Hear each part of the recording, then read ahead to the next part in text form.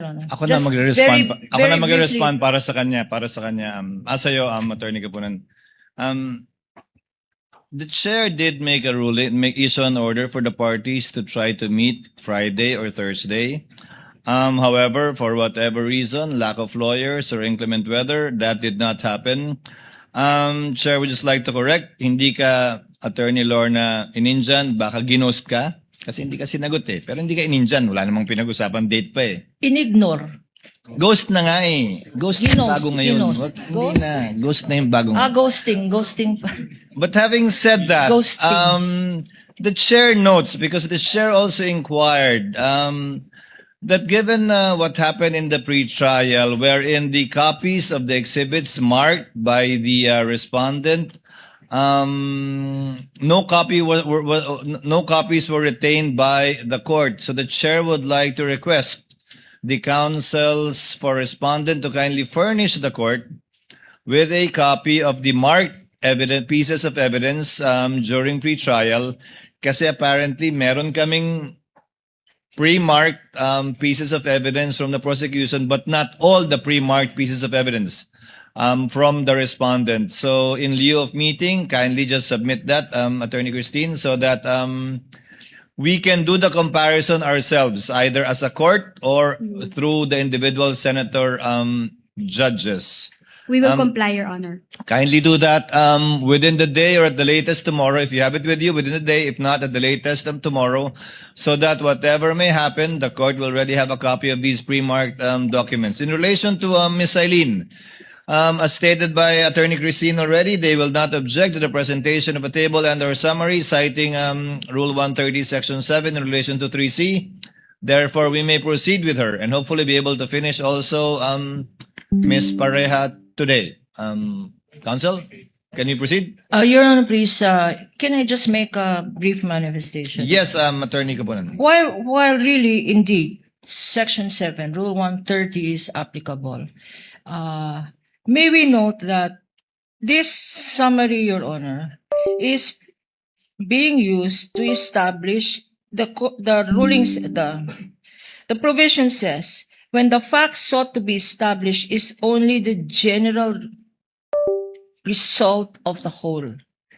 So that summary will just establish the fact that these were the very same documents given by the defense counsel to the COA, Your Honor.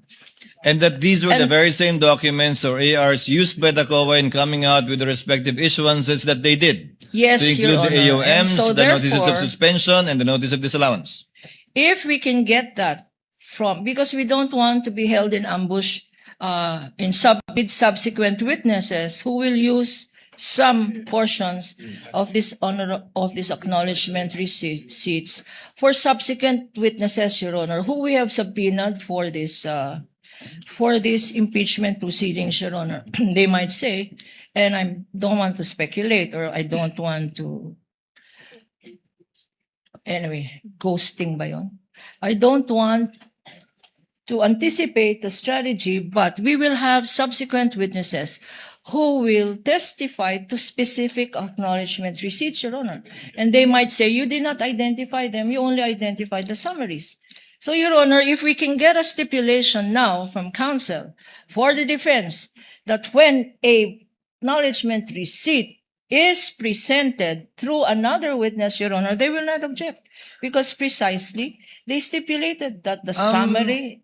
Counsel, again, let's abbreviate the proceedings. That's always subject to cross. Subject if you present to cross, a document and their copy says otherwise, then they can confront the witnesses during cross-examination as to the difference of that document.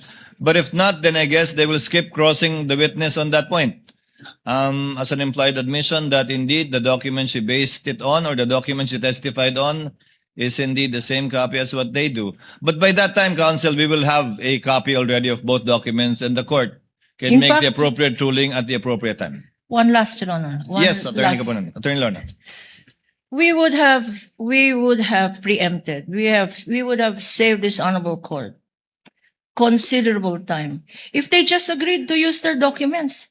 We don't need even this clerk of court, even the presiding officer, even the honorable judges don't need to make comparison. We are amenable to use the defense exhibits, Your Honor. Attorney may I- Lorna? Because these exhibits, Your Honor. Attorney Lorna, the chair considered that too when you made that manifestation. However, as I said, given the fact that we don't have a copy, I guess you don't have a copy too of their exhibits. So they Can would I have to sift through each and every exhibit marked with their own marking to look for, let's say, a particular name in the AR.